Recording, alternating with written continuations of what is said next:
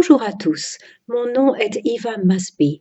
Mon but ici est de vous donner un soutien très pratique si vous êtes le parent d'un enfant ou d'un adolescent souffrant d'anorexie ou d'un autre trouble du comportement alimentaire. Je propose de vous aider à soutenir votre enfant à manger un repas. Pour ce faire, je vais vous inviter à venir faire un saut à l'élastique. L'idée est d'induire en vous une légère terreur parce que je propose que l'émotion principale que votre enfant ressent lorsque vous lui demandez de manger est la terreur, l'anxiété, l'angoisse, probablement mélangée avec du dégoût. Alors, comment pouvez-vous soutenir au mieux votre enfant pour qu'il ou elle mange en dépit de sa peur? Nous allons imaginer que vous devez faire un saut à l'élastique et que vous avez un instructeur. Son rôle est de vous aider à prendre le saut.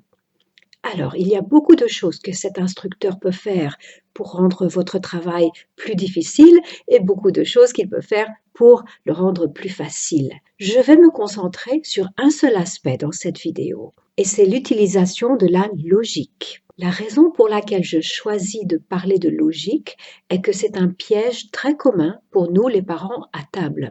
Votre enfant fait des commentaires sur les calories et vous commencez un discours ex cathedra sur le métabolisme, les besoins énergétiques du cerveau, comment le corps a besoin de carburant. Et votre enfant dit « Mais je n'ai rien fait toute la journée à part être assis ». Et vous dites « Mais sais-tu combien d'énergie le corps brûle rien qu'en étant éveillé? Tu as besoin de calories pour ceci et pour cela. » Vous voyez où je veux en venir. Donc, nous allons voir ce qui se passerait si vous étiez sur ce saut à l'élastique et votre instructeur dit « Vas-y, fais le saut ». Et vous dites « Comment je sais que le cordon ne va pas casser ?» Et votre instructeur sort un tableau blanc et vous donne une formule mathématique impliquant le module d'élasticité de Young et vous explique comment, en faisant le rapport de la déformation par la traction et par la compression, vous obtenez une courbe qui prouve qu'il n'y a absolument aucun moyen que cet élastique puisse casser. Alors vous dites « Oui, mais qu'en est-il des mousquetons ? Comment je sais que les mousquetons ne vont pas casser ?» Et ainsi de suite. Donc, en vous donnant une explication logique, votre instructeur n'a fait que stimuler plus de questions et vous passez encore plus longtemps à regarder dans le vide et à espérer retarder le moment où il faudra sauter. Ce qui serait beaucoup plus rassurant et beaucoup plus susceptible de marcher est si votre instructeur incarne une confiance et une compétence totale qui font que rien qu'à être en sa présence, vous savez que vous êtes en sécurité. Et si vous commencez à poser des questions, il dit « Écoute, je suis un expert, je m'y connais, tout va bien, tu es en sécurité, en parfaite sécurité, fais-moi confiance. » Il y a de bonnes raisons pour lesquelles la logique ne fonctionne pas lorsque quelqu'un est pris d'angoisse. Lorsque vous avez peur, il y a une zone dans votre cerveau, le système limbique, qui prend le contrôle. Son job est le combat, la fuite ou de vous figer sur place.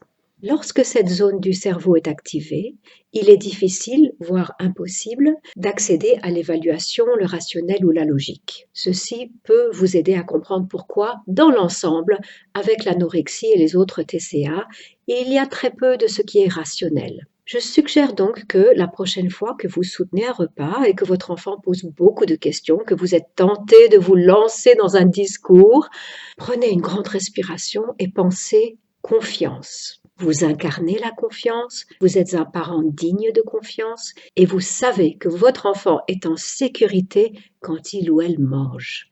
Et vous dites, crois-moi, tu as besoin de cette nourriture, tu es en sécurité. Puis vous attendez un signe de détente. Est-ce que votre enfant a l'air un petit peu plus prêt à manger, se disant peut-être que c'est ok. Si votre enfant ne mange toujours pas, vous pouvez dire « Vas-y, prends ta fourchette, prends une bouchée, fais-moi confiance, tu as mon assurance que tu es en sécurité. » Et votre enfant dira peut-être « Comment tu sais ça? Tu ne l'as même pas pesé, tu n'as rien mesuré, tu n'as même pas compté les calories. Et qu'est-ce que c'est ce gras-là sur le côté? Comment sais-tu que je ne vais pas devenir énorme? » Et vous dites « Je m'y connais, crois-moi. C'est exactement ce dont tu as besoin. Je suis un expert. Prends-en.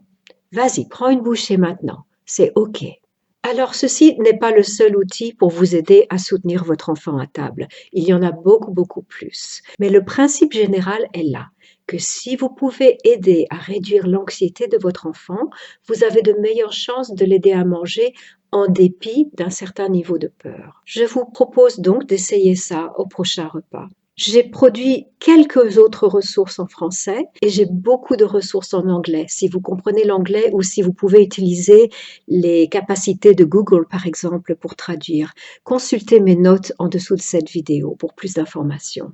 Je vous souhaite beaucoup de succès.